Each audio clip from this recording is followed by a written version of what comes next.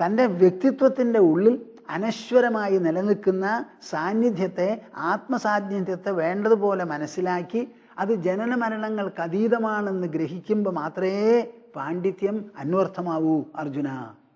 ഇവിടെ അർജുനന് കൃഷ്ണൻ ചെയ്യുന്നത് എന്താ? അർജുനന്റെ ബുദ്ധിയെ തട്ടി ഉണർത്തി തത്വവിചാരവാനാക്കുകയാണ് ചെയ്യുന്നത് കൃഷ്ണൻ.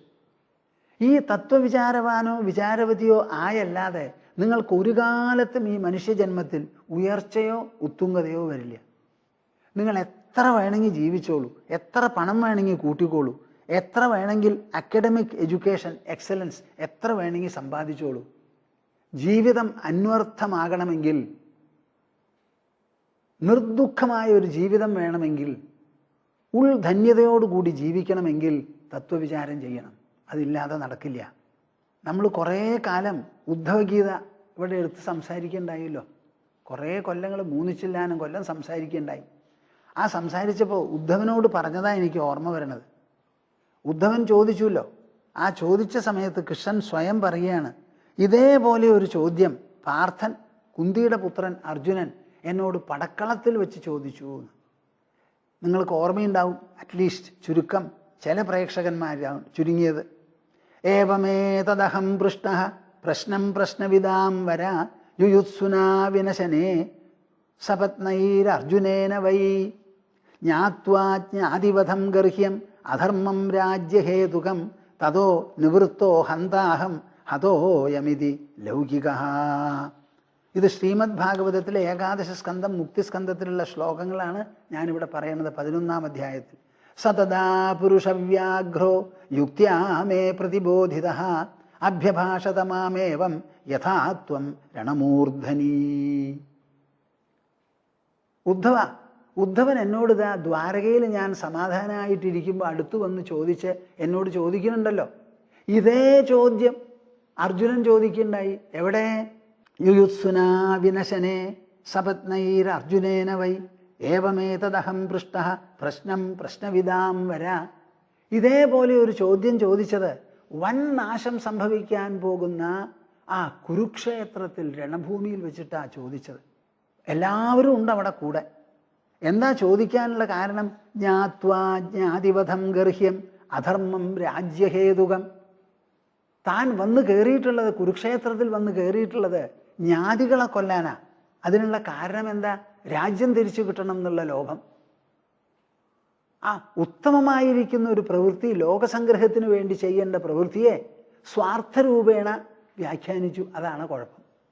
അധർമ്മം രാജ്യഹേതുകം തതോ നിവൃത്തോ ഹന്താഹം ഹതോയമിതി ലൗകിക. സാധാരണ പ്രാപഞ്ചികന്മാര്, ലൗകികന്മാര് അധ്യാത്മമായ ഒരു വിചാരമോ ഒരു തരത്തിലുള്ള ഗുണമോ മേന്മയോ ഇല്ലാത്തവരെ പറയുന്നത് പോലെ ഞാനിവരെയൊക്കെ കൊല്ലൂലോ, കൊന്നിട്ട് മഹാഭാവിയാവൂലോ. അനവധി ആൾക്കാരെ അങ്ങോട്ട് കൊല്ലുക. കൊല്ലപ്പെടാനായവർ ഓരോരുത്തരും ഒറ്റയ്ക്കൊറ്റയ്ക്കുള്ള തീരുമാനമെടുത്ത് വന്നിരിക്കുകയാണ്. അർജുനന്റെ മുൻപിൽ അവർ സ്വയം വന്ന് നിന്നതാണല്ലോ, അല്ലാണ്ട് അർജുനൻ പിടിച്ചു വലിച്ചു കൊണ്ടുവന്നതൊന്നുമല്ലല്ലോ. അങ്ങനെ എല്ലാവരും വന്ന് നിന്നപ്പോൾ അവരുടെ പ്രത്യേക തീരുമാനങ്ങളോടുകൂടി വന്ന് നിന്നിരിക്കുകയാണ്. അല്ലാണ്ട് ഒരർജുനൻ വരുത്തിയതല്ല. അതിനെന്താ കാരണം? മനുഷ്യന്റെ പ്രകൃതി, അവരുടെ ക്ഷാത്ര തേജസ്. അതാരാ രചിച്ചത്? പ്രകൃതി അല്ലെങ്കിൽ പരമേശ്വരൻ. ഇതൊന്നും കണക്കിലെടുക്കാതെ ഞാൻ കൊല്ലൂലോ, ഞാൻ പാപിയാവൂലോ, എൻ്റെ ജ്ഞാതികളാണല്ലോ എന്നിങ്ങനെ പുലമ്പാൻ തുടങ്ങി. ആ പുലമ്പാൻ തുടങ്ങിയത് ആരാ? സതദാ പുരുഷവ്യാഘ്രോ. കേൾക്കുന്നുണ്ടോ നിങ്ങൾ? പുരുഷവ്യാഘ്രോ. പുരുഷവ്യാഘ്രൻ, പുരുഷകേസരിയാണ്, ഉപായപ്പെട്ടവനല്ല. അപ്പം എന്താ? എനിക്ക് വേറെ ഒരു വഴിയില്ല. പടക്കളമാണ്, തേർത്തടത്തിൽ ഇരുന്നിരിക്കുക. എന്നിട്ടിങ്ങനെ പുലമ്പി കുറച്ച് കഴിഞ്ഞ് കരയാൻ തുടങ്ങി. ഞാൻ യുദ്ധം ചെയ്യില്ല എന്ന് പറഞ്ഞു. എന്നിട്ട് എൻ്റെ മുഖത്തെ മിഴിച്ചു നോക്കിയപ്പോൾ ഞാൻ എന്ത് ചെയ്യും? യുക്ത്യാമേ പ്രതിബോധിത. അതിനാണ് ഞാൻ ഇത്രയും പറഞ്ഞത്. യുക്ത്യാമേ പ്രതിബോധിത. പ്രേക്ഷകരെ കേൾക്കൂ നിങ്ങളത്. നമ്മുടെ ശാസ്ത്രം എന്ന് പറയുന്നത് യുക്ത്യാമേ പ്രതിബോധിത. അത് ബുദ്ധിയുടെ യുക്തിപൂർവമായിരിക്കുന്ന പ്രയാണമാണത്. അവിടെ യാഥാസ്ഥിതികത്വത്തിന് സ്ഥാനമില്ല, വൈകാരികത്വത്തിന് സ്ഥാനമില്ല, ക്ഷണികത്വത്തിന് സ്ഥാനമില്ല. അവിടെ ബുദ്ധി കൊണ്ട് കൂലങ്കഷമായി ആലോചിച്ച് സത്യം ഇങ്ങനെ പേർത്തെടുത്ത് നന്മ പുറത്തേക്ക് കൊണ്ടുവന്ന് ശാശ്വതത്വം പ്രകാശിപ്പിച്ച് ഉദ്ബോധിപ്പിച്ച് വേണം ഈ ശാസ്ത്രം എഴുതാനും പറയാനും പ്രതിപാദിക്കാനും. ബുദ്ധിക്കുള്ളതാണ് ശാസ്ത്രം, ബുദ്ധിയിൽ നിന്നാണ് ശാസ്ത്രം. ഇത് നിങ്ങൾ നല്ല പോലെ മനസ്സിലാക്കൂ. അതിന് വെറും ഭക്തി എന്ന് 2 അക്ഷരം പറഞ്ഞ് അങ്ങോട്ട് പിൻവാങ്ങിയാൽ പറ്റില്ല. ശ്രീമദ് ഭാഗവതം പോലും ഞാൻ പറയാറുണ്ട്, ഭക്തി എന്നുള്ള 2 അക്ഷരമല്ലല്ലോ അതിൽ എഴുതിയിരിക്കുന്നത്. 18,000 ശ്ലോകങ്ങളും 1,00,000-ലേറെ പദങ്ങളും ഉണ്ട്. അതിനെല്ലാറ്റിനുമുണ്ട് അതിൻ്റെ അർത്ഥം. അപ്പൊ കൃഷ്ണൻ പറയാണ് ഉദ്ധവനോട്, യുക്ത്യാമേ പ്രതിബോധിത. ഉദ്ധവൻ എന്നോട് ഇപ്പൊ ചോദിക്കണം ഇതേ ചോദ്യം ചോദിച്ചു. എവിടെ? രണഭൂമൂർധനി. അമ്പും വില്ലും പ്രയോഗിക്കാനുള്ള സമയം എത്തിക്കഴിഞ്ഞിട്ടും അവിടെ വെച്ച് എന്നോട് ചോദിച്ചു. ആ സമയത്ത് ഞാൻ യുക്തിപൂർവം ഉദ്ബോധിപ്പിച്ചു. ആ യുക്തിപൂർവതയാണ് ഇവിടെ കാണുന്നത്. അശോച്യാൻ അന്വശോച. ആരെക്കുറിച്ച് ദുഃഖിക്കാൻ പാടില്ലയോ അവരെക്കുറിച്ചാണ് ദുഃഖിക്കുന്നത്. എന്നാലോ പറയുന്നത് കേമനായി പണ്ഡിതനായിട്ടും. ശരിയായിട്ടുള്ള പാണ്ഡിത്യം മരണപ്പെട്ടവരും മരിക്കാതെ ജീവിച്ചിരിക്കുന്നവരും തമ്മിൽ ഒരു തരത്തിലുള്ള വ്യത്യാസവും ഉണ്ടാവില്ല. പണ്ഡിതന്മാർക്ക് രണ്ടും ഒരുപോലെ ആയിരിക്കും. എങ്ങനെയാണ് ഈ രണ്ടും ഒരുപോലെ ആവണത്? നിങ്ങൾ ആലോചിച്ച് നോക്കൂ. ജനിച്ച കുട്ടികൾ വളരും, വളർന്ന കുട്ടികൾ ക്ഷയിക്കും, ക്ഷയിച്ച കുട്ടികൾ അവസാനം പ്രാണൻ നിൽക്കും. അങ്ങനെ അല്ലാതെ ഒരു ജീവിതമോ ഒരു ജനനമോ എന്തെങ്കിലും ഉണ്ടോ? ഉണ്ടാവില്ലല്ലോ. അപ്പം മരണം എന്ന് പറഞ്ഞാൽ എന്താ? ജീവിതത്തിൻ്റെ പര്യവസായിയാണ് മരണം. ഇത് ഒരു പൂർണ്ണ ദൃഷ്ടിയോടുകൂടി കാണണം. എന്നും മരിച്ചവരാണ് കൂടുതൽ. ഞാൻ മുമ്പ് പറഞ്ഞ മാതിരി ഇവിടെ ഇപ്പം അടുത്ത കാലത്ത് നമ്മുടെ സർക്കാർ ഒരു പുതിയ നയം എടുക്കാൻ പുറപ്പെട്ടിരിക്കുക. എന്താ ആ നയം? ഞങ്ങൾക്ക് പെൻഷൻ കൊടുക്കാൻ പറ്റില്ല. എന്താ? പെൻഷൻകാരൊക്കെ കുറേ അധികം കാലം ജീവിക്കുന്നുണ്ട്, അതുകൊണ്ട് പെൻഷൻ സംഖ്യ കൂടുതലാണ്. അപ്പോൾ ഞങ്ങൾ എന്തെങ്കിലും ഒരു പ്രോവിഡൻറ്റ് ഫണ്ടൊക്കെ ഉണ്ടാക്കി ക്രെഡിറ്റ് ചെയ്തിട്ട് അവിടേക്ക് കൊടുക്കാമെന്ന്. അപ്പം അതിൻ്റെ അർത്ഥം എന്താ? വേഗം മരിക്കണം. പെൻഷൻ കൊടുക്കാൻ കാശ് കൂടുതലാവുക. ഇപ്പോൾ പെൻഷൻ മേടിച്ചവർ ഒന്നും മരിച്ചില്ലെങ്കിലോ പെൻഷൻ കൊടുക്കാനേ ഉണ്ടാവുള്ളൂ, ശമ്പളം കൊടുക്കാൻ ഉണ്ടാവില്ല. അപ്പോൾ ഉദ്യോഗത്തിന് വയ്ക്കണം, വച്ചവർക്ക് പ്രൊമോഷൻ കൊടുക്കണം, കുറച്ച് കഴിഞ്ഞാൽ അത് നിർത്തണം, അത് കഴിഞ്ഞാൽ സൂപ്പർ ആനുവേഷൻ, അവർക്ക് റിട്ടയർ ചെയ്ത് പോകണം. പോയി കഴിഞ്ഞാലോ കുറച്ച് കഴിഞ്ഞാൽ അവർ മരിക്കണം. ഇപ്പം നിങ്ങളുടെ വീട്ടിൽ തന്നെ മുത്തശ്ശനും മുത്തശ്ശൻ്റെ മുത്തശ്ശനും മുത്തശ്ശിയൊക്കെ ഉണ്ടെങ്കിൽ നിങ്ങൾക്ക് വീട്ടിൽ ജീവിക്കാൻ പറ്റുമോ? എത്ര മുറി വേണമെന്നൊന്ന് പറയും. അപ്പോൾ പ്രായമായി കഴിഞ്ഞാൽ അവർ മരിക്കണം. അപ്പോൾ ആ മരണത്തിൽ എന്താ കുഴപ്പമുള്ളത്? ഒരു കുഴപ്പമില്ല. മരണം ജീവിതത്തിന് പൂരകമാണ്. ജനനം എങ്ങനെ പൂരകമോ അതുപോലെ മരണവും പൂരകമാണ്. അങ്ങനെ സമഗ്രമായ ഒരു ദൃഷ്ടി വളർത്തിയെടുക്കൂ. അതാണ് സാഖ്യം, അതാണ് പാണ്ഡിത്യം. അജൻ രഘുവംശത്തിൽ വളരെ സുപ്രസിദ്ധനായ ഒരു രാജാവായിരുന്നു അജൻ. കല്യാണം കഴിച്ചത് ആരെയാ? ഇന്ദുമതിയെ. ഇന്ദുമതിയും അജനും, അജൻ്റെ പുത്രനാണ് ദശരഥൻ. ദശരഥൻ്റെ പുത്രനാണല്ലോ ശ്രീരാമൻ. ശ്രീരാമൻ നിങ്ങൾക്ക് എല്ലാവർക്കും അറിയാം, ദശരഥനെ അറിയാം. ആ ദശരഥൻ്റെ അച്ഛനാണ് അജൻ. ആ അജൻ്റെ കാര്യമാണ് പറയുന്നത്. ഈ അജൻ കല്യാണം കഴിച്ച് ഇന്ദുമതിയുമായി അങ്ങനെ ഉദ്യാനത്തിൽ ഇങ്ങനെ ഉലാത്തിക്കൊണ്ടിരിക്കുന്ന സമയത്ത് എന്തു ചെയ്തു? പെട്ടെന്ന് ഇന്ദുമതി ബോധം കെട്ട് താഴ്ത്താ വീണു. എന്താ അതിന് കാരണം എന്ന് നോക്കിയാൽ ഒരു മാല എങ്ങാന് കാട്ടിൽ പറന്ന് ഇന്ദുമതിയുടെ മേല് വിട്ടു, അതോടുകൂടി വീണു. അത് കണ്ടിട്ട് അജനും താഴ്ത്തു വീണു. കുറച്ച് കഴിഞ്ഞപ്പോൾ അജൻ എണീറ്റ് നോക്കിയപ്പോൾ ഇന്ദുമതി ശവമായിരിക്കും, പ്രാണൻ പോയി. ആ പ്രാണൻ പോയ ശരീരത്തെ മടിയിൽ കടത്തി അങ്ങോട്ട് കരയാൻ തുടങ്ങി. നിങ്ങൾക്കറിയാം ഇങ്ങനെയുള്ള സന്ദർഭത്തിൽ കരച്ചിൽ എത്ര കേമാവും, ഗംഭീരാവുന്നു. വളരെ കഠിനമായ കരച്ചിൽ തുടങ്ങി. അതൊക്കെ കഴിഞ്ഞ് ബാക്കിയുള്ളവരൊക്കെ വന്ന് പതുക്കെ സമാധാനിപ്പിച്ച് അങ്ങോട്ട് എടുത്തു കൊണ്ടുപോയി. ശവസംസ്കാരമൊക്കെ കഴിഞ്ഞു. ഈ വർത്തമാനങ്ങളൊക്കെ അറിഞ്ഞപ്പോൾ വസിഷ്ഠൻ തത്കാലം സമാധാനം കിട്ടിയിട്ടുണ്ട് അജന്. പക്ഷെ അതുകൊണ്ടൊന്നും ഒരു സ്ഥിര സമാധാനം ആവില്ല. ജീവിതത്തിൽ പങ്കാളി കൂട്ടാളിയാണല്ലോ പോയിരിക്കുന്നത്. അപ്പം അദ്ദേഹത്തിന് ഉദ്ബോധിപ്പിക്കണം, അറിവ് തന്നെ വേണം എന്ന് പറഞ്ഞ് വസിഷ്ഠൻ ഒരു സന്ദേശം കൊടുത്തയച്ചു അത്രേ. എന്താ ആ സന്ദേശം? മരണം പ്രകൃതി ശരീരിനാം വികൃതജീവിതമുച്യത്തെ ബുധൈഹി ക്ഷണമപ്യവതിഷ്ഠതേ ശ്വസൻ യതി ജന്തുർ നനു ലാഭവാനസൗ. ഇത് രഘുവംശത്തിലെ കാളിദാസൻ എഴുതിയിട്ടുള്ള ഒരു ശ്ലോകമാണത്. മരണം പ്രകൃതിശരീരിണാം. അജ മഹാരാജാവേ, ഒന്ന് ആലോചിച്ച് നോക്കൂ. അങ്ങയ്ക്ക് ബുദ്ധിയില്ലേ? ഒരു മഹാരാജാവ് എന്നുള്ള നിലയ്ക്ക് ചെറുപ്പകാലം മുതൽക്ക് നല്ലപോലെ ആചാര്യന്മാരെ വെച്ച് പഠിപ്പിച്ചിട്ടുണ്ടല്ലോ. ആ പഠിപ്പിൻ്റെ പശ്ചാത്തലത്തിൽ, ബുദ്ധിയുടെ പശ്ചാത്തലത്തിൽ ഒന്ന് ആലോചിച്ച് നോക്കൂ. ഞാൻ ഈ പറയുന്നത് കേൾക്കൂ. മരണം പ്രകൃതി ശരീരിണാം. ശരീരമുള്ളവർക്കൊക്കെ മരണം പ്രകൃതി സിദ്ധമാണ്. പണക്കാരൻ മരിച്ചാലും പിച്ചക്കാരൻ മരിച്ചാലും ഉടനെ നിലത്ത് കിടത്തും. മിണ്ടാതെ ഇരുന്ന രണ്ട് ശരീരത്തിലും ഉറുമ്പരിക്കും. ഇത് രാജാവിൻ്റെ ശരീരമാണല്ലോ എന്ന് പറഞ്ഞ് ഉറുമ്പുകൾ പിന്മാറില്ല. രണ്ടു പേരെയും ദഹിപ്പിക്കും. ആരും വെച്ചുകൊണ്ടിരിക്കില്ല. ഈ പണക്കാരൻ പിച്ചക്കാരൻ എന്നുള്ള വ്യത്യാസം ജീവിച്ചിരിക്കുന്ന സമയത്തുണ്ട്. ആ രാജാവിൻ്റെ ശരീരത്തിൻ്റെ അടുത്ത് പോകാൻ പറ്റില്ല ജീവിച്ചിരിക്കുമ്പോൾ. പ്രാണൻ പോയി കഴിഞ്ഞാലോ ആ ചോദ്യമില്ല. ആർക്കും വന്ന് തൊടാം. അതുവരെയാണ് വ്യത്യാസം. വികൃതിർ ജീവിതമുച്യതേ ബുധൈഹി. എന്നാൽ ജീവിതകാലത്തോ ഒക്കെ വികൃതങ്ങളാണ്. രണ്ട് കുട്ടികൾ രണ്ട് സ്ഥലത്ത് ജനിക്കും, രണ്ട് തരത്തിൽ വളരും. ഒരേ കുടുംബത്തിൽ ജനിച്ച രണ്ട് കുട്ടികൾ രണ്ട് പ്രകൃതക്കാരാവാം. എത്രയാണ് വ്യത്യാസം എന്ന് പറയാൻ പറ്റില്ല. ഒരുത്തൻ കളവ് പറയും, ചതിക്കും, മറ്റൊരാളത് ചെയ്യില്ല. അങ്ങനെ വികൃതിർ ജീവിതമുച്യതേ ബുധൈഹി. അപ്പം രണ്ട് കാര്യമാണ്. പ്രകൃതി, ആ പ്രകൃതി മരണത്തിലാണ്, മരണശേഷം. ജീവിതം മുഴുവനും മരണം വരെ വികൃതിയാണ്. അതുകൊണ്ട് ക്ഷണമപ്യവധിഷ്ഠതേശ്വസൻ യതി ജന്തുർ നനുലാഭവാനസൗ.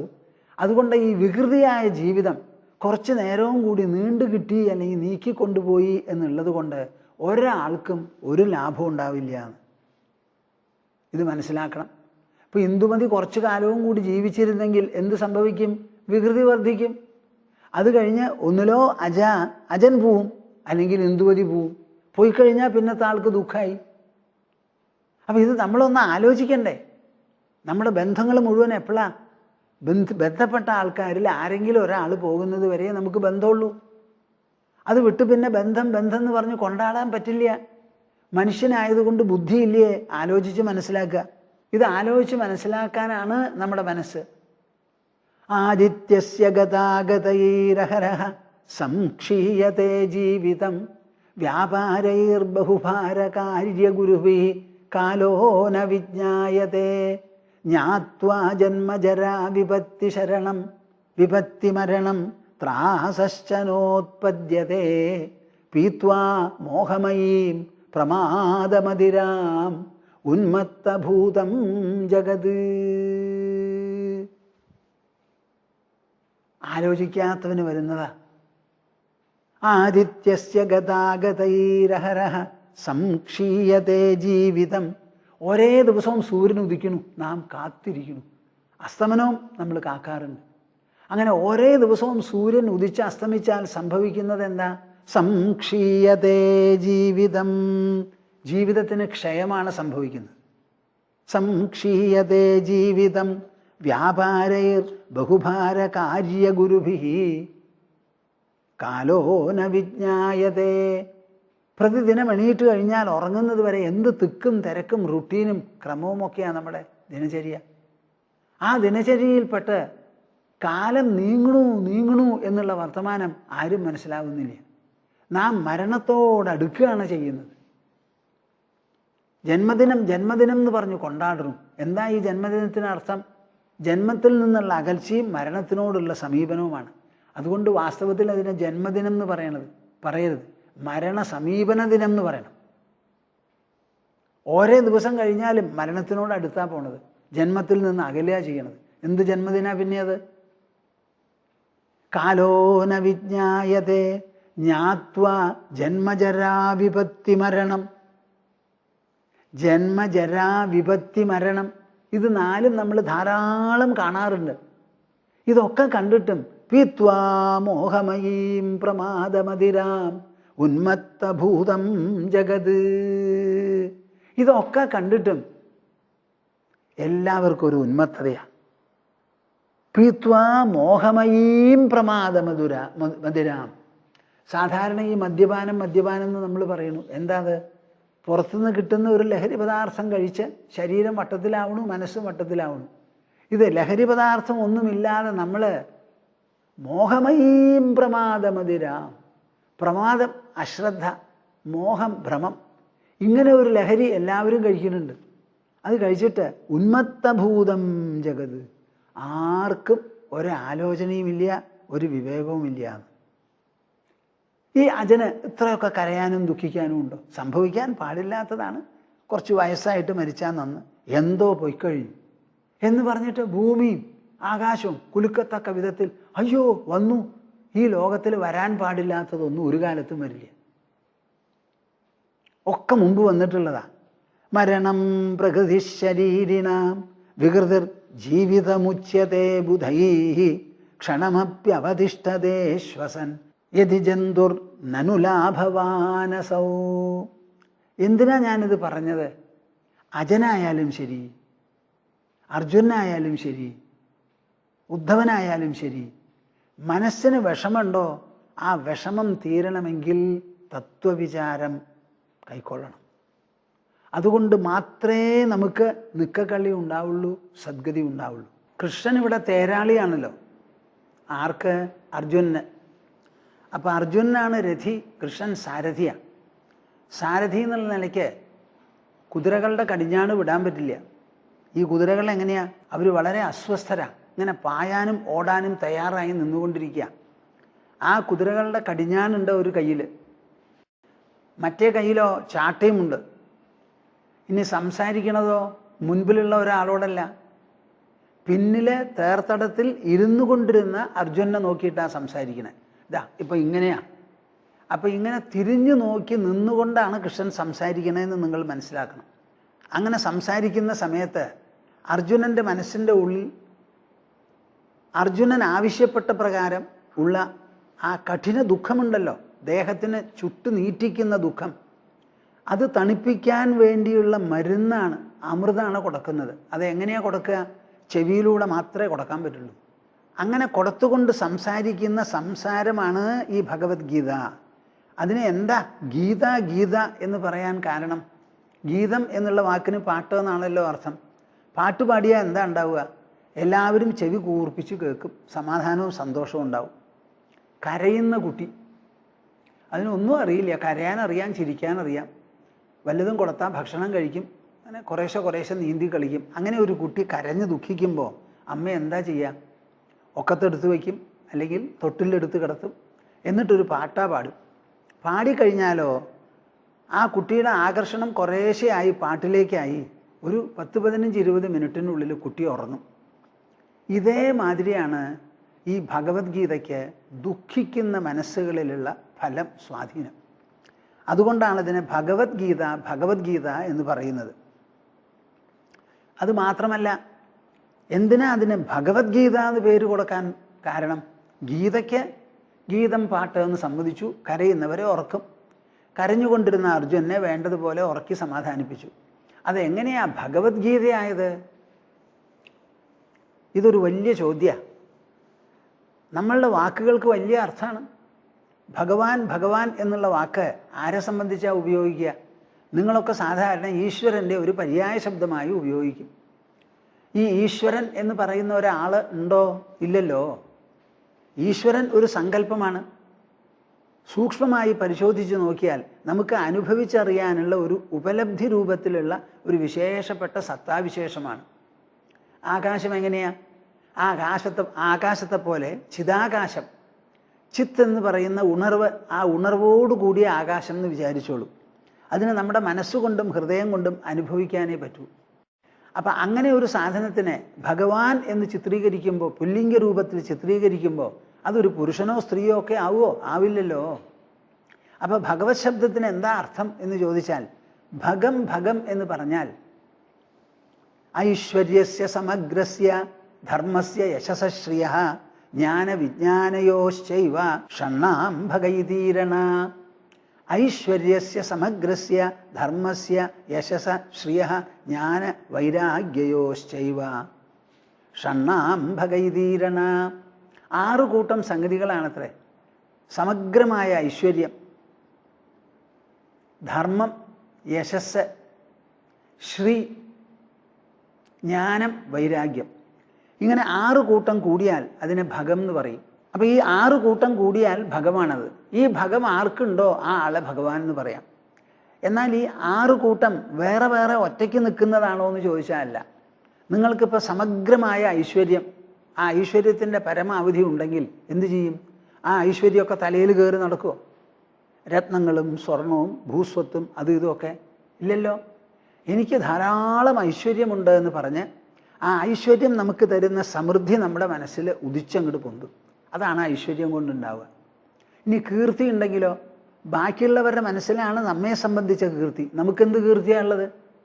ഇപ്പോൾ ഒരാൾ കീർത്തിമാനാന്ന് പറയുമ്പോൾ ബാക്കിയുള്ളവരുടെ മനസ്സിൽ അദ്ദേഹത്തെക്കുറിച്ചുള്ള വിചാരവും മതിപ്പുമുണ്ട് എന്നല്ലാതെ ഈ ആളുടെ മനസ്സിലെന്താ? മനസ്സിലുണ്ടെങ്കിൽ മനുഷ്യരെല്ലാം എന്നെ ആരാധിക്കുന്നു, അല്ലെങ്കിൽ അവർക്ക് ഇഷ്ടപ്പെട്ടവനാണെന്നൊരു തോന്നലാണ്. അപ്പം അതും മനോ അനുഭവമാണ്. ധർമ്മസ്യ യശസ്ശ്രിയ, ധർമ്മബോധം പിന്നെ ഉള്ളിലാണല്ലോ. എന്ത് കാര്യത്തെക്കുറിച്ചും ആലോചിച്ച് ധർമ്മം ഇന്നതാണെന്ന് പറയാനും ധർമാനുസൃതം പ്രവർത്തിക്കാനും ജീവിക്കാനും മുന്നോട്ട് പോകാനും സാധിച്ചാൽ ആ ആൾക്ക് ധർമ്മമായി. അപ്പോൾ ഐശ്വര്യസ്യ സമഗ്രസ്യ ധർമ്മസ്യ യശസ്ശ്രിയ ജ്ഞാനവൈരാഗ്യയോശ്ചൈവ, മറ്റുള്ളവർക്ക് പറഞ്ഞു കൊടുക്കാൻ പറ്റിയ തരത്തിലുള്ള ബ്രഹ്മജ്ഞാനം, ആത്മജ്ഞാനം, ഈശ്വരജ്ഞാനം എന്ത് ചോദിച്ചാലും പറയാൻ പറ്റണം. ഇതിനു മുമ്പിൽ നമ്മൾ സംസാരിച്ചത് എന്താ? ഉദ്ധവൻ, പ്രായാധിക്യമുള്ള ഉദ്ധവൻ പ്രായാധിക്യമുള്ള കൃഷ്ണനോട് ദ്വാരകയിൽ സമാധാനത്തോടുകൂടി ഇരിക്കുമ്പോഴാണ് അങ്ങയെപ്പോലെ ഒരു ഉപദേഷ്ടാവില്ല എന്നെ ഉപദേശിച്ച് എൻ്റെ സോഹം മമാഹം ഒക്കെ മനസ്സിൽ നിന്ന് എടുത്തു കളഞ്ഞ് അങ്ങ് പറഞ്ഞ മാതിരി ദ്വാരക വിടാൻ എനിക്ക് സാധിക്കണം എന്ന് പറഞ്ഞത്. വല്ല ബുദ്ധിമുട്ടും ഉണ്ടായോ കൃഷ്ണന്? പറഞ്ഞ് മനസ്സിലാക്കി കൊടുത്ത് ആ പറഞ്ഞ് നിർത്തിയതോടുകൂടി ഉദ്ധവൻ സ്ഥലം വിട്ടു, കരഞ്ഞുകൊണ്ടാണെങ്കിലും. അപ്പം തൻ്റെ കയ്യിലുള്ള ജ്ഞാനത്തിൻ്റെ മഹിമ, അതിൻ്റെ ടെസ്റ്റ് ഉണ്ടല്ലോ, ഫലം വളരെ വ്യക്തമാണ്. എവിടുന്നോ ഓടി വന്നു നഗ്നനായിരിക്കുന്ന 16 വയസ്സുകാരൻ ശുഗമുനി പരീക്ഷത്തിനോട് 7 ദിവസം തോരാതെ പാടി ഭാഗവത പാട്ട്. അത് കഴിഞ്ഞ് എനിക്ക് കാര്യം മനസ്സിലായി, ഞാൻ സിദ്ധോസ്മി അനുഗ്രഹീതോസ്മി എന്ന് പറഞ്ഞതോടുകൂടി വന്ന ആൾ വന്ന പാട്ടിലൊരു പോക്കാ പോയി. എങ്ങനെയാ ശുഗമഹർഷിക്ക് ഇത് സാധിച്ചത്? ആലോചിച്ച് നോക്കൂ. അതാണ് ധർമ്മം എന്ന് പറഞ്ഞാൽ. ധർമ്മബോധം അതാണ്. ഒരു മനുഷ്യൻ ധർമ്മം ആചരിച്ചതുകൊണ്ട് പൂർണ്ണമായ ധർമ്മസമ്പത്തായില്ല. എന്ത് കാര്യത്തെക്കുറിച്ചും ധർമ്മം എന്താണെന്ന് ചോദിച്ചാൽ പറഞ്ഞ് മനസ്സിലാക്കി വ്യപദേശിക്കാൻ സാധിക്കണം. അതിനുള്ള ഒരു അറിവ് വേണം.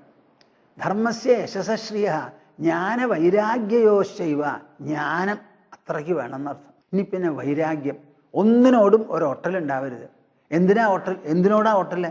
കൃഷ്ണന് വല്ല ഒട്ടലും ഉണ്ടോ? സഹോദരൻ പോയി, എല്ലാവരും പോയി, അവസാനം തൻ്റെ ശരീരം വിടാൻ തീരുമാനിച്ചു. അപ്പം പറഞ്ഞു ദാരുകനെ വിളിച്ച്, അവിടെ പോയി ഇവിടെ നടന്ന വർത്തമാനങ്ങളൊക്കെ അങ്ങോട്ട് പറഞ്ഞേക്കൂ കേട്ടോ എന്ന്. അവിടെ ഞങ്ങളുടെ രുക്മിണിയെക്കുറിച്ചോ സത്യഭാമയെക്കുറിച്ചോ ഒരാളെക്കുറിച്ചോ ഒരു വാക്കും ഒരു മനസ്സും ഒന്നും ഉണ്ടായിരുന്നല്ലോ അവിടെ. അങ്ങനെ വൈരാഗ്യത്തിൻ്റെ മൂർത്തിയാണ്. ഇങ്ങനെ 6 കൂട്ടം മനോവിഭവങ്ങൾ, മനോമികവുകൾ ആർക്കുണ്ടോ ആ ആളാണ് ഭഗവാൻ. കൃഷ്ണ പരമാത്മാവ് അങ്ങനെ ഒരാളായിരുന്നു. അതുകൊണ്ട് അദ്ദേഹത്തിന് നമ്മൾ ഭഗവാൻ എന്ന് പറയുന്നു. വേദവ്യാസന് പറയാറില്ലേ ഭഗവാൻ എന്ന്? എന്താ കാരണം? ഈ കൃഷ്ണ പരമാത്മാവിനെ നമുക്ക് ഉണ്ടാക്കി സമ്മാനിച്ചത് വ്യാസദേവനാണ്. വ്യാസദേവൻ വിവരിച്ച കൃഷ്ണഗുണ മഹിമകളെ നമുക്ക് അറിയുള്ളൂ. അപ്പൊ കൃഷ്ണനോ മേലെ വ്യാസനോ എന്ന് ചോദിച്ചാൽ കൃഷ്ണനെ പെറ്റ വ്യാസൻ എന്ന് പറയേണ്ടി വരും. അപ്പൊ വ്യാസനും ഭഗവാനാണ്. ഇനി ഈ ഭഗവത്ഗീത കേട്ട് വേണ്ടതുപോലെ മനസ്സിലാക്കിയാലോ? മദ്ഭാവമാഗതാഹ, എന്നെപ്പോലെ ആയിത്തീരുന്നു അത് കേട്ട് ഗ്രഹിച്ച് മനസ്സിലാക്കി അനുസരിക്കുന്നവർ എന്ന് കൃഷ്ണൻ തന്നെ പറയുന്നു. അപ്പോൾ ഭഗവാനായ ഒരു വ്യക്തി ഉപദേശിച്ചതും മനുഷ്യരെ ഭഗവാൻ ആക്കിത്തീർക്കുന്നതുമാണ് ഈ ഗീതം എന്നർത്ഥം. ആ ഭഗവത്ഗീതയാണ് ഇവിടെ നാം പ്രതിപാദിക്കുന്നത്. അപ്പം നിങ്ങൾ വളരെ നല്ല പോലെ മനസ്സിലാക്കണം. ഒരു മനുഷ്യന് ആ ഭഗം എന്ന് പറയുന്ന ഗുണമഹിമകൾ വളർത്തിയെടുക്കാൻ പറ്റിയ തരത്തിലുള്ള നിർദ്ദേശങ്ങളും ഉപദേശങ്ങളും തത്വങ്ങളും മൂല്യങ്ങളും സിദ്ധാന്തങ്ങളും പ്രതിപാദനങ്ങളുമെല്ലാം ഉള്ളടങ്ങുന്ന വിശേഷപ്പെട്ട ഒരു സംഹിതയാണ് ഈ ഭഗവത്ഗീത. തുടക്കത്തിൽ തന്നെ അർജുനന്റെ മനസ്സിൽ തത്വവിചാരം ഉദ്ദീപിപ്പിക്കുകയാണ് ചെയ്യുന്നത്. രംഗം എന്താ? ശരം വിസർജിക്കാറായി, എല്ലാവരും അക്ഷമരായി കാത്തിരിക്കുക. അമ്പും വില്ലും ടപ് ടപ് എന്ന് തൊടുക്കണം, ഇതാണ് അവിടുത്തെ നില. അതൊക്കെ പിടിച്ചു നിർത്തിക്കൊണ്ടാണ് അർജുനന്റെ ചോദ്യവും കൃഷ്ണന്റെ മറുപടി. അപ്പം അങ്ങനെയുള്ള ഒരു വളരെ സെൻസിറ്റീവ്, സ്പന്ദനാത്മകമായിരിക്കുന്ന ഒരു രംഗത്ത് പോലും ഉപദേശിക്കാൻ പറ്റി ജ്ഞാനം. ഇനി ഇതുപോലെ ഇത് മാത്രമാണോ? ദ്വാരകയിൽ സമാധാനത്തോടു കൂടിയിരുന്നപ്പോൾ ഉദ്ധവന് ഉപദേശിച്ചു. ഇതിൽ 18 അധ്യായമാണെങ്കിൽ അവിടെ 24 അധ്യായമാണ്. ഇത് മാത്രമാണോ രംഗം? അല്ല, എവിടെയും ഇത് ഉപദേശിക്കാം. എനിക്ക് ഓർമ്മ വരുന്നത് എന്താ, ഹിരണ്യാക്ഷൻ വധിക്കപ്പെട്ടു. അപ്പം ഹിരണ്യാക്ഷൻ്റെ ഭാര്യ, ഹിരണ്യാക്ഷൻ്റെ അമ്മ എന്ന് പറഞ്ഞാൽ തൻ്റെയും അമ്മ തന്നെ. ആരുടെ? ഹിരണ്യകശിപുവിൻ്റെ. ഹിരണ്യകശിപു ഈ വർത്തമാനം കേട്ട് അനുജൻ്റെ ഭാര്യ, അനുജൻ്റെ പത്നി, അമ്മ രണ്ടുപേരുടെ അടുത്തും പോയി സംസാരിക്കുന്നു. ആ സംസാരിക്കുന്ന സമയത്ത് ഒരു കഥ പറയുക. നമുക്ക് ഈ കഥ പറയൽ എന്ന് പറഞ്ഞാൽ അത് കഥ പറയലല്ല, തത്വകഥനം ആവിഷ്കരിക്കല. നമുക്ക് കഥ എന്നൊന്നുമില്ല, ഒക്കെ തത്വകഥനേ ഉള്ളൂ. അതല്ലാത്തതൊന്നും നമ്മൾ അംഗീകരിക്കാറില്ല. നോവൽ സാഹിത്യങ്ങൾ ധാരാളം ആനുകാലികമായി പലരും എഴുതും, അവർക്ക് സമ്മാനവും കൊടുക്കും. ആര്? നശ്വര ജനത. അതിൻ്റെ ഇടയിൽ എക്കാലത്തേക്കും ജീവിക്കുന്ന വല്ല സാഹിത്യവുമുണ്ടോ എന്ന് ചോദിച്ചാൽ നമ്മുടെ തത്വകഥനം മാത്രമേ ഉള്ളൂ. ഞാൻ നിങ്ങളോട് ഈ പറയുന്ന ഭഗവത്ഗീത എത്ര വയസ്സായി? അതിന് 5151 കൊല്ലം കഴിഞ്ഞു. 52ാമത്തെ കൊല്ലമാണിത്. അതിൽ മഹാഭാരത യുദ്ധം നടന്നത് നമ്മുടെ ചരിത്രം രേഖപ്പെടുത്തിയിട്ടുണ്ടോ? ഇല്ല. ആരെങ്കിലും എഴുതി വച്ചിട്ടുണ്ടോ? ഇല്ല. ചരിത്രാതീതമാണ്. അതേ ചരിത്രാതീത കാലത്തിൽപ്പെട്ട ഭഗവത്ഗീത ഇപ്പോഴും നാം ചൊല്ലുന്നുണ്ടല്ലോ, കേൾക്കുന്നുണ്ടല്ലോ, പഠിക്കുന്നുണ്ടല്ലോ, അനുസരിക്കുന്നുണ്ടല്ലോ.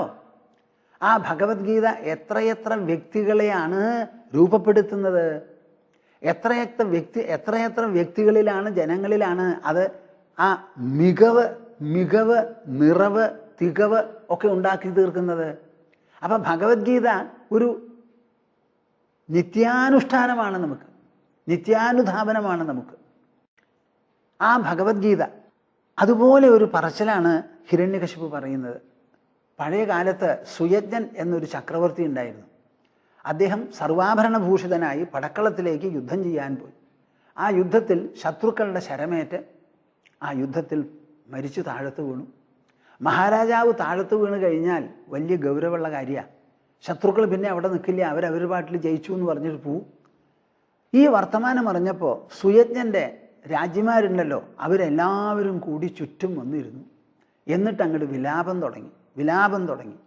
തുടങ്ങി. ഞങ്ങളെ ഇത്രയും കാലം സനാഥകളായി നിർത്തിയ അങ്ങ് ഇപ്പൊ പെട്ടെന്ന് അനാഥകളാക്കി തീർത്ത് പെട്ടെന്ന് പോയിരിക്കുന്നു. ഞങ്ങൾ ഇനി എന്താ ചെയ്യുക, ആരെ ആശ്രയിക്കുക എന്ന് പറഞ്ഞ് രാജ്യമാര് വിലപിക്കാൻ തുടങ്ങി. അപ്പം മഹാരാജ്യമാര് വിലപിക്കാൻ തുടങ്ങിയ അവരുടെ അടുത്ത് ആരാ പോവുക? മന്ത്രിമാർക്ക് പോലും സ്ത്രീജനങ്ങളായതുകൊണ്ട് അടുത്ത് പോകാൻ പറ്റില്ല. പിന്നെ അവരെക്കാളുമൊക്കെ മേലെയാണല്ലോ സ്ഥാനം. സൂര്യൻ അസ്തമിക്കാറായി, ശരീരം കൊണ്ടുപോയി ദഹിപ്പിക്കണം. പഴയ കാലത്ത് ദഹനമൊക്കെ സൂര്യാസ്തമനത്തിന് മുമ്പ് നടക്കണം. അപ്പോൾ എന്ത് ചെയ്യാൻ പറ്റും? ഒരു വഴിയില്ല. ഇവർ മഹാരാജ്യമാരാ. പടക്കളത്തിൽ ചുറ്റുമിരുന്ന് വിലപിച്ച് നെഞ്ഞത്തടിച്ച് തലവിരിച്ചിട്ട് കരഞ്ഞുകൊണ്ടിരിക്കുക. ഒരു നിവൃത്തിയുമില്ല എന്ന് കണ്ടപ്പോൾ അപ്പോഴാണ് ദൃശ്യലോകം നമുക്ക് പ്രയോജനപ്പെടുന്നില്ല എന്ന് വരുമ്പോഴാണ് ദൃശ്യലോകം രചിച്ച അദൃശ്യഹസ്തം പെട്ടെന്ന് അങ്ങോട്ട് ആവിർഭവിക്കുക. അപ്പോൾ അവിടെ ഒരു ബാലൻ വന്നു അത്രേ. വന്നത് യമനാണ്.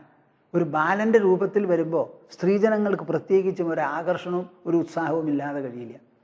അപ്പോൾ ഒരു കുട്ടിയുടെ രൂപത്തിൽ വന്ന് അവരോട് സംസാരിക്കാൻ തുടങ്ങി. നോക്കൂ, നിങ്ങളിങ്ങനെ അനാഥകൾ എന്ന് പറയുന്നുണ്ടല്ലോ, ഒരർത്ഥമില്ല. എൻ്റെ സ്ഥിതി എന്താണെന്നറിയാമോ? എന്നെ കൊച്ചു കുഞ്ഞായിരിക്കുമ്പോൾ തന്നെ ആരാണാവോ, അച്ഛനോ അമ്മയോ അതോ രണ്ടാളും കൂടിയിട്ടോ എന്നറിയില്ല, വലിച്ചങ്ങോട്ട് കാട്ടിലേക്ക് ഇട്ടിട്ട് അവിടെയാ പോയി. ഞാൻ ആ കാട്ടിൽ കയ്യും കാലും കുടഞ്ഞ് എഴഞ്ഞ് അവിടുന്ന് അങ്ങോട്ട് വളർന്നു വന്നു. ചെന്നായ്ക്കളൊന്നും എന്നെ തിന്നില്ല. എന്തും വന്ന് എന്നെ നശിപ്പിക്കാമായിരുന്നു, തിന്നുകളയാമായിരുന്നു. ഒരൊറ്റെണ്ണം എന്നെ തൊട്ടിട്ടുണ്ടെങ്കിൽ ഞാൻ നിങ്ങളുടെ അടുത്ത് ഇപ്പോൾ വരില്ലല്ലോ. അങ്ങനെ കഴിഞ്ഞുകൂടി. നിങ്ങൾ ഒരിക്കലും അനാഥന്മാര് ഈ വാക്കുകളൊന്നും ഉപയോഗിക്കരുത്. ലോകത്തിലെല്ലാം കൂടി ഒരു നാഥനേ ഉള്ളൂ. അതാരാ? അഖില ലോക ചക്രവർത്തിയായിരിക്കുന്ന പരമേശ്വരൻ. അദ്ദേഹത്തിൻ്റെ കീഴിലാണ് ഈ ലോകം. സ രക്ഷിതാ രക്ഷതി യോഹി ഗർഭേ. ഗർഭകാലത്ത് ഗർഭത്തിൻ്റെ ഉള്ളിലിരിക്കുമ്പോൾ നമ്മളെ രക്ഷിക്കുന്നത് ആരോ, ആ ആൾ തന്നെയാണ് പുറത്തു വന്നാലും രക്ഷിക്കുന്നത്. നിങ്ങളൊന്ന് വിചാരിക്കരുത് ഗർഭകാലത്ത് അമ്മ രക്ഷിച്ചു എന്ന്. അമ്മയെ രക്ഷിച്ചത് ആരാപ്പോ എന്നൊരു ചോദ്യം വരും. അപ്പം അമ്മയും അച്ഛനെയും ലോകത്തിലുള്ള ചരാചരങ്ങളെ മുഴുവനും രക്ഷിക്കുന്നത് ഒരേ ഒരു രക്ഷകനാണ്. അദ്ദേഹത്തിൻ്റെ ഹസ്തങ്ങൾക്ക് കഴപ്പ് വരില്ല, ക്ഷീണം വരില്ല, അദ്ദേഹം കണ്ണടച്ചു പോയി ഉറങ്ങി, അങ്ങനെയൊന്നും വരില്ല.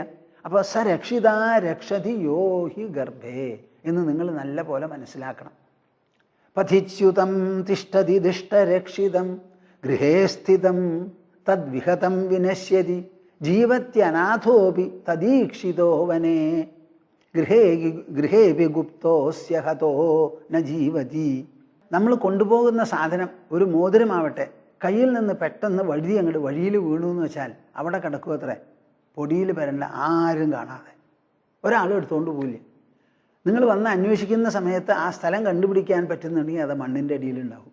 നേരെ മറിച്ച് വീട്ടിൽ ഭദ്രമായി സൂക്ഷിച്ചു വെച്ചിട്ടുള്ള സാധനങ്ങൾ മകനെങ്കിലും കട്ടുകൊണ്ടു. ജീവത്യനാഥോപി തദീക്ഷിതോ വനെ, കാട്ടിലാണ് വിസർജിച്ചത് അല്ലെങ്കിൽ കൊണ്ടുപോയത് എന്ന് വെച്ചാൽ ഈശ്വരൻ്റെ കണ്ണും കയ്യും ഉണ്ടെങ്കിൽ അദ്ദേഹം അത് രക്ഷിച്ചോളും. ഗൃഹേപി ഗുപ്തോസ്യ ഹതോ ന ജീവതി. നേരെ മറിച്ച് തട്ടിട്ട മുറിയിൽ, എയർ കണ്ടീഷൻ്റെ മുറിയിൽ ഇൻഷുറൻസ് ഒക്കെ ചെയ്ത് ഗംഭീരമായിട്ട് നോക്കുന്ന സാധനം ഉണ്ടല്ലോ, അവിടുന്ന് മതി ഇല്ലാതെയായി എന്ന് വരാം. ഭർതൃഹരിയുടെ കഥയൊക്കെ കേട്ടിട്ടുണ്ടല്ലോ. ഒരു ബ്രാഹ്മണൻ കൊടുത്ത മാമ്പഴം വളരെ വിശേഷമായിട്ട് തനിക്ക് കിട്ടിയത് ഭാര്യയ്ക്ക് കൊടുത്തു. വൈകുന്നേരം ഉണ്ടത് ചാണക്കൊട്ടയിൽ മുകളിൽ പുറത്തേക്ക് പോകണു രാജധാനിയിൽ നിന്ന്. അപ്പം അങ്ങനെ സൂക്ഷിച്ചു വയ്ക്കാമെന്ന് നിങ്ങൾ ആരും വിചാരിക്കരുത്. ഞാനാണതിന് പ്രമാണം എന്ന് പറഞ്ഞ് നിങ്ങളിതാ കരയുന്നുണ്ടല്ലോ. എന്താ നിങ്ങളുടെ കരച്ചിൽ? അയ്യോ സുയജ്ഞ മഹാരാജാവേ അങ്ങ് പോയില്ലോ എന്നൊക്കെ പറയുന്നുണ്ടല്ലോ. ആരായി പോയി എന്ന് പറയണത്? നിങ്ങൾ എപ്പോഴെങ്കിലും ആലോചിച്ചിട്ടുണ്ടോ? യഥാനലോ ദാരുഷു ഭിന്നയീയതേ യഥാനിലോ ദേഹഗത പൃഥക് സ്ഥിത യഥാനഭ സർവഗതം ന സജ്ജതേ തഥാ പുമാൻ സർവഗുണ ആശ്രയഃ പരഃ. ഈ ദേഹത്തെ നോക്കി നിങ്ങൾ മനസ്സിലാക്കേണ്ടത് എന്താ? നിങ്ങളുടെ ഭർത്താവ് ദേഹമാണെങ്കിൽ ആ ദേഹം ഇവിടെ കിടക്കണു. അപ്പം ദേഹമല്ലല്ലോ അദ്ദേഹം, ദേഹമല്ലാതെ ഒന്നുണ്ടല്ലോ. അതാരാ? യഥാനലോ ദാരുഷു ഭിന്നയീയതേ. കത്തുന്ന വിറകല്ലാത്ത ഒന്നാണ് അഗ്നി. അഗ്നിക്ക് ചൂടുണ്ട്, പ്രകാശമുണ്ട്. വിറകിന് ഇത് രണ്ടുമില്ല. യഥാനിലോ ദേഹഗത പൃഥക് സ്ഥിത. അതുപോലെയാണ് നമ്മുടെ ശരീരത്തിൽ സഞ്ചരിച്ചു കൊണ്ടിരിക്കുന്ന പ്രാണവായു ഉണ്ടല്ലോ, അത് ദേഹത്തിൽ നിന്ന് ഭിന്നമല്ലേ?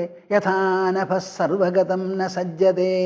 എല്ലാ ദിക്കിലും ഒരുപോലെ വ്യാപിച്ചു കിടക്കുന്ന ഈ ആകാശമുണ്ടല്ലോ, അതിന് ഒരു തരത്തിലും ഒരു ഒട്ടലോ ബന്ധനമോ ഇല്ലാത്തതുപോലെ തഥാ പുമാൻ സർവഗുണാശ്രയഃ പരഃ. ജീവന്റെ രൂപത്തിൽ ശരീരത്തിൽ സദാ വ്യാപിച്ചിരിക്കുന്ന ആ പരമപുരുഷനുണ്ടല്ലോ, അതിന് ഒരിക്കലും ഒരു വിധത്തിലുള്ള ഒട്ടലില്ല. നിങ്ങൾ വിചാരിച്ചിരിക്കരുത് നിങ്ങളുടെ സുയജ്ഞൻ നിങ്ങളോട് വളരെ ഒട്ടിയാണ് ജീവിച്ചതെന്ന്. ഒട്ടിയാണെങ്കിൽ ഇപ്പോൾ ഒട്ടൽ വിട്ട് എങ്ങനെ പോയി? അപ്പം നമ്മുടെ ശരീരത്തിൽ പല ബന്ധങ്ങളും നമുക്ക് ശരീരത്തിൽ ഇരിക്കുമ്പോൾ ഉണ്ടാവും. പക്ഷെ അതിലേത് ബന്ധം എപ്പോൾ വേണമെങ്കിലും നമുക്ക് ഒഴിവായി പോവാം. അതിനോട് അനാവശ്യമായ ഒരു കൂറോ കടപ്പാടോ ഒക്കെ പുലർത്തുന്നത് ശരിയല്ല എന്ന് മനസ്സിലാക്കണം. നിങ്ങൾ വിളിച്ചിങ്ങനെ വിലപിക്കണു. ആ വിലപിക്കുന്നത് ആരോടാ? സുയജ്ഞ മഹാരാജാവേ, സുയജ്ഞ മഹാരാജാവേ എന്നിങ്ങനെ വിളിക്കുന്നുണ്ടല്ലോ. സുയജ്ഞോ നന്വയം ശേതേ മൂഢായ മനുഷ്യോചഥ യശ്രോത യോനുവക്തേഹ സന ദൃശ്യേത കർഹിചിത്. ഈ ശ്ലോകം നിങ്ങളൊക്കെ പ്രത്യേകം എഴുതി വെച്ച് പഠിക്കേണ്ടതാണ്. സുയജ്ഞോ നന്വയം ശേതേ മൂഢായ മനുഷ്യോചഥ യശ്രോത യോനുവക്തേഹ സനദൃശ്യേത കർഹിചിത്. നിങ്ങൾ വിളിക്കുന്ന സുയജ്ഞൻ അവിടെ കിടക്കുന്നുണ്ടല്ലോ. നിങ്ങൾ ഇത്ര നാളും കണ്ടുകൊണ്ടിരുന്നത് ആരെയാ? ഇതേ ശരീരത്തെയാണ്. ആ ശരീരമല്ലേ ഇപ്പം അവിടെ കിടക്കണത്? അതെ. പിന്നെ എന്താ നിങ്ങൾ പോയി എന്ന് പറയണേ? എന്താ ഈ വിലാപത്തിനർത്ഥം? യശ്രോത യോനുവക്തേഹ സനദൃശ്യേത കർഹിചിത്. അങ്ങനെയല്ല എൻ്റെ ബാല. ഞങ്ങൾ വിളിച്ചപ്പോൾ കേട്ടുകൊണ്ടിരുന്ന ഒരാൾ, ഞങ്ങൾ ഇത്ര നാളും മഹാരാജാവേ ആര്യപുത്ര എന്ന് പറഞ്ഞ് വിളിച്ചുവല്ലോ. ആ വിളിച്ചത് കേട്ടുകൊണ്ടിരുന്ന ഒരാൾ മറുപടിയും പറഞ്ഞു. ആ ആളെ കാണാനില്ല എന്നാ ഞങ്ങൾ പറയണത്. ഇവിടെ ഇപ്പം ശരീരം മാത്രമേ ഉള്ളൂ എന്ന്. അങ്ങനെ നിങ്ങൾ പറയുന്ന പക്ഷം ആരാണോ നിങ്ങൾ വിളിച്ചത് കേട്ടത്, യഹ ശ്രോത യഹ അനുവക്ത, ആരാണോ അതിന് മറുപടി പറഞ്ഞത്, സനദൃശ്യേത കർഹിച്ചത്, ആ ആളെ നിങ്ങൾ ജീവിച്ചിരിക്കുന്ന കാലത്ത് എപ്പോഴെങ്കിലും കണ്ടുവോ? എത്ര കാലം കല്യാണം കഴിച്ചു കൂടെയുണ്ടായിരുന്നു? ഒരുമിച്ചല്ലേ കടന്നുകൊണ്ടിരുന്നത്, സഹവസിച്ചുകൊണ്ടിരുന്നത്? നിങ്ങൾക്ക് ദിവസം കാണാമായിരുന്നല്ലോ, സ്വാതന്ത്ര്യവുമുണ്ടല്ലോ അടുത്തു പോവാനും ചോദിക്കാനും. അപ്പം എപ്പോഴെങ്കിലും നിങ്ങൾ ആ ആളുടെ ഉള്ളിൽ കിടന്ന ആരാണ് ഈ സുയജ്ഞൻ എന്ന് ചിന്തിച്ചു നോക്കിയോ, കണ്ടുപിടിച്ചോ? ഇപ്പം എന്തിനാ നിങ്ങൾ പറയണത് എൻ്റെ സുയജ്ഞ മഹാരാജാവേ അങ്ങ് പോയില്ലോ എന്ന്? അപ്പം പോകാതെ ഇത്ര നാളും ശരീരത്തിൻ്റെ ഉള്ളിലിരുന്ന ആളെ നിങ്ങൾ അന്വേഷിച്ച് കണ്ടുപിടിച്ചോ? പിടിച്ചില്ലല്ലോ. ഇനി അദ്ദേഹം കുറേ കാലവും കൂടി ജീവിച്ചിരുന്നെങ്കിൽ നിങ്ങൾ കണ്ടുപിടിക്കും എന്നാണോ പറയുന്നത്? നിങ്ങൾക്ക് ആവശ്യം ശരീരമാണെങ്കിൽ അത് ഇവിടെയുണ്ട്. ഇനി ശരീരമല്ലാത്ത ശരീരിയാണെങ്കിലോ അത് ഉള്ള കാലത്തും നിങ്ങൾ കണ്ടിട്ടില്ല. അപ്പോൾ പിന്നെ നിങ്ങൾക്ക് നഷ്ടമായി എന്ന് പറയുന്നത് എന്താണെന്നാ ചോദിക്കണേ? മനസ്സിലാവുന്നുണ്ടോ പ്രേക്ഷകരെ? ഇതിന് എന്താ നിങ്ങൾക്ക് മറുപടി പറയാനുള്ളത്? ഇതാണ് യുക്തി എന്ന് പറഞ്ഞാൽ യുക്തി ഇതാണ്, തത്വയുക്തിയാണത്.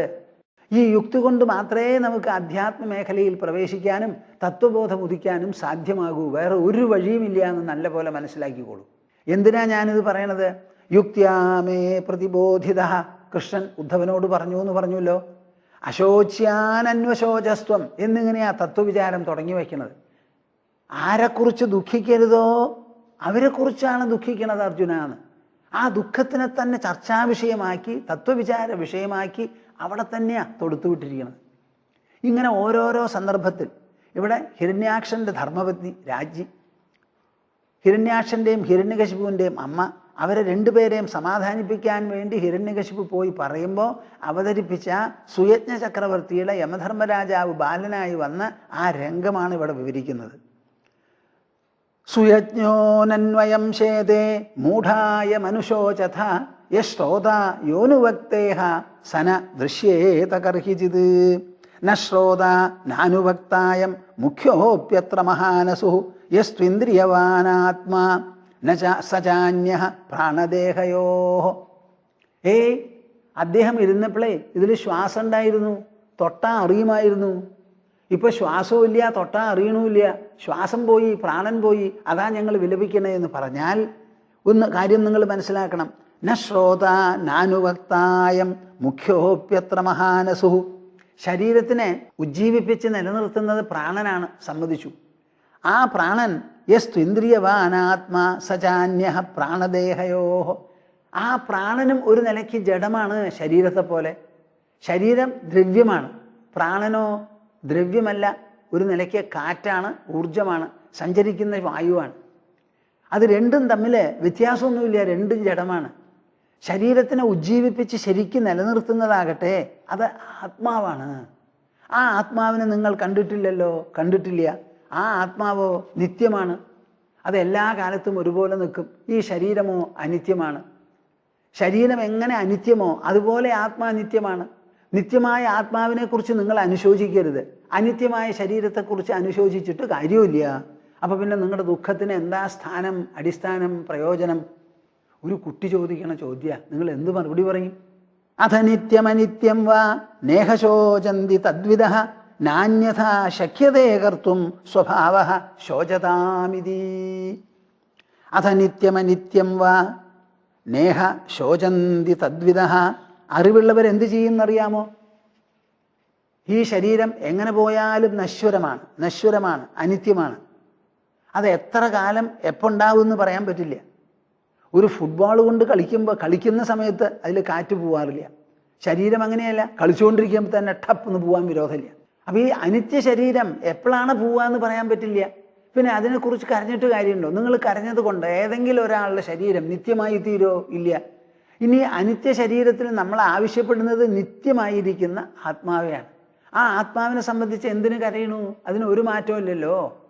അത് ജനിച്ചിട്ടുമില്ല, മരിക്കൂല്ല, അതിന് ഒരു പരിണാമവും സംഭവിക്കുന്നതല്ല. അതുകൊണ്ട് നിത്യവും അനിത്യവുമായിരിക്കുന്ന രണ്ട് കാര്യങ്ങളെക്കുറിച്ചും അറിവുള്ളവർ ദുഃഖിക്കാറില്ല. നാന്യഥാ ശക്യതേ കർത്തും സ്വഭാവഃ ശോചതാമിതി.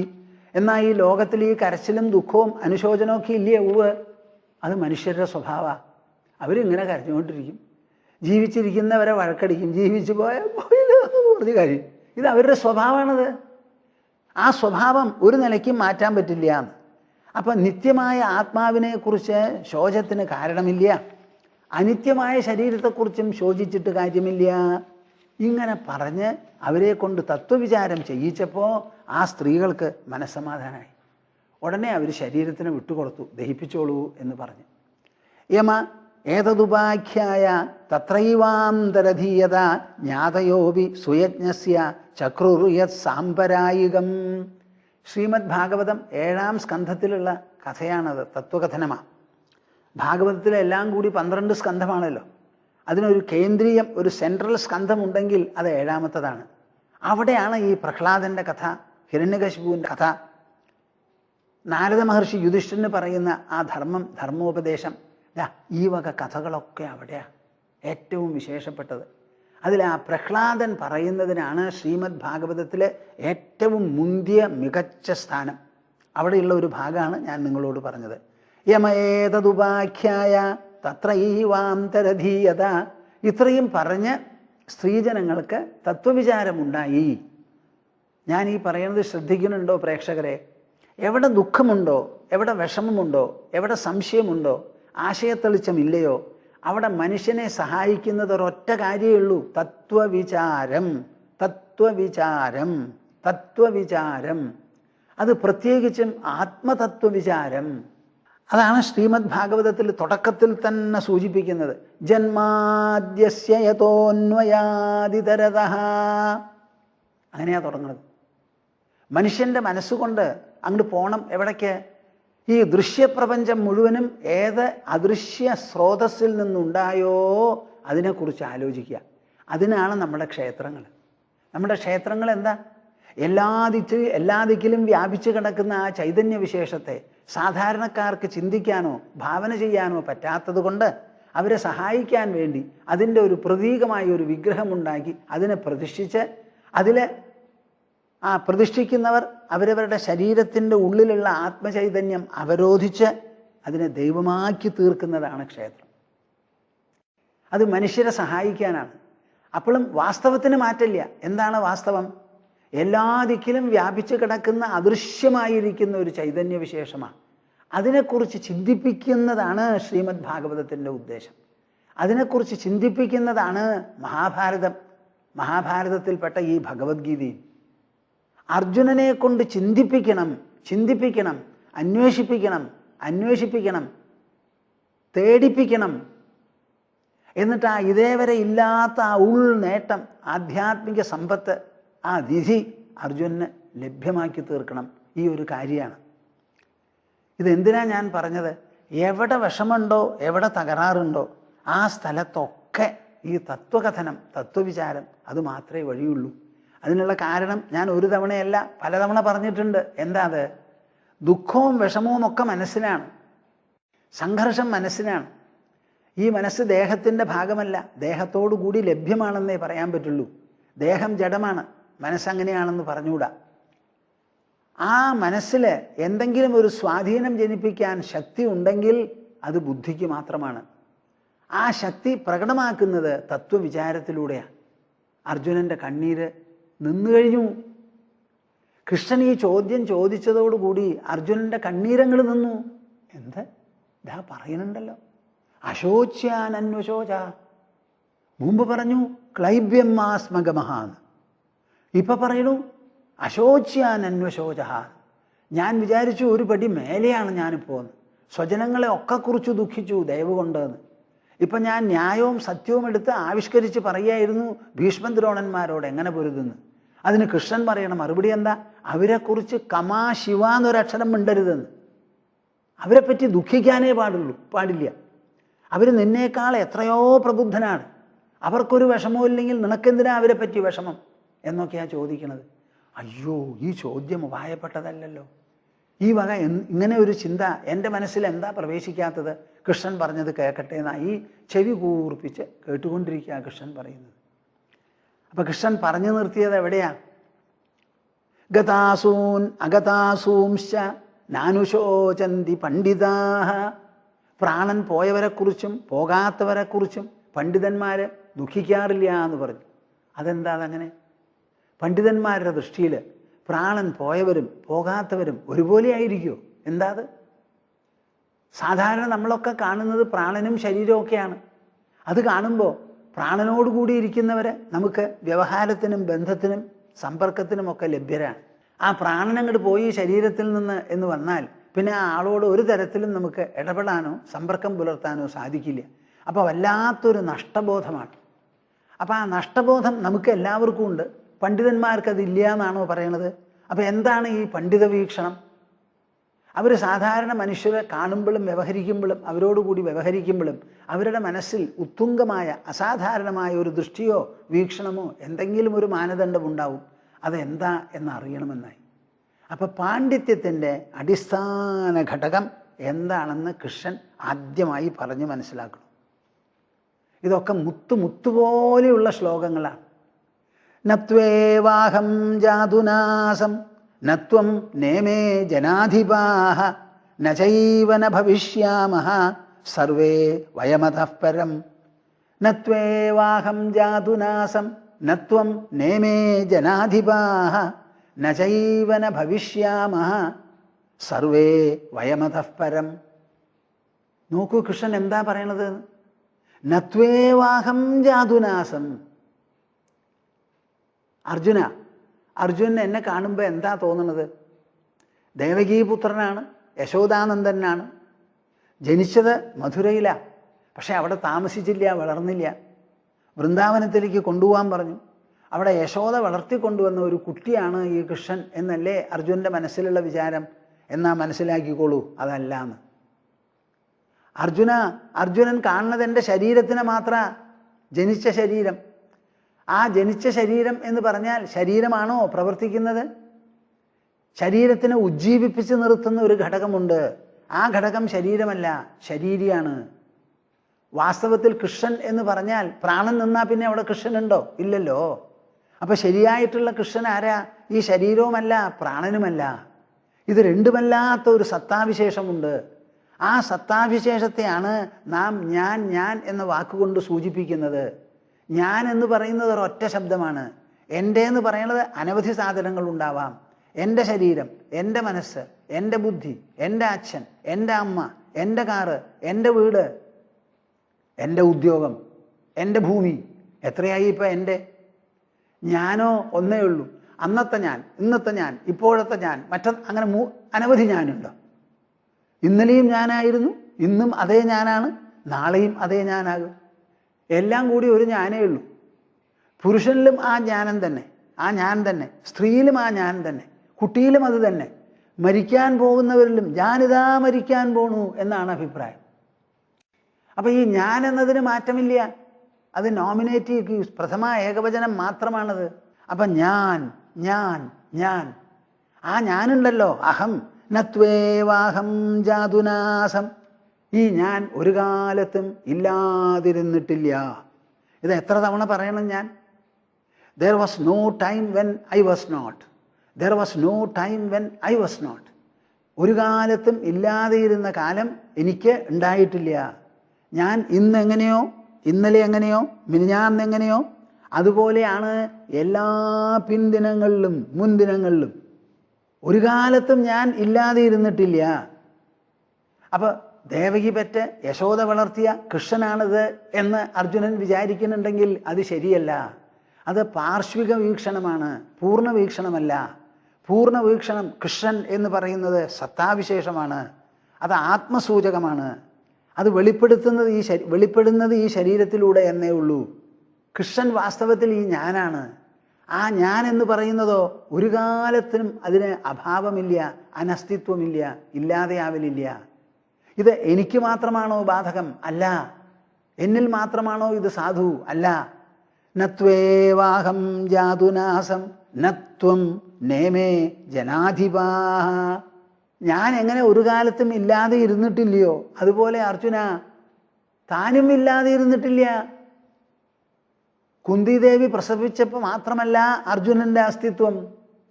കുന്തിദേവി പ്രസവിച്ചത് അർജുനൻ ഇരിക്കുന്ന ശരീരത്തെ മാത്രമാണ്.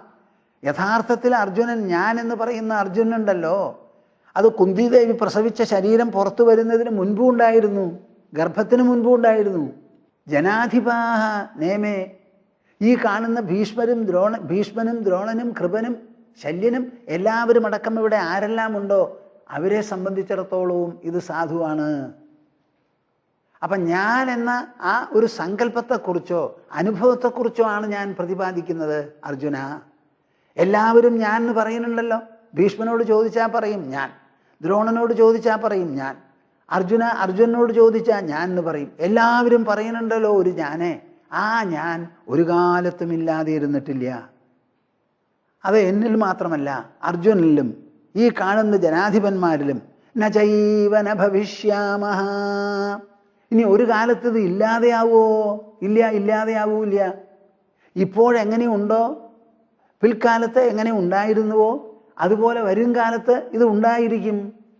അതിന് ഉണ്ട്, ഉണ്മ എന്നുള്ളത് മാറി ഇല്ല, അനുണ്മ എന്നുള്ള നിലയില്ല.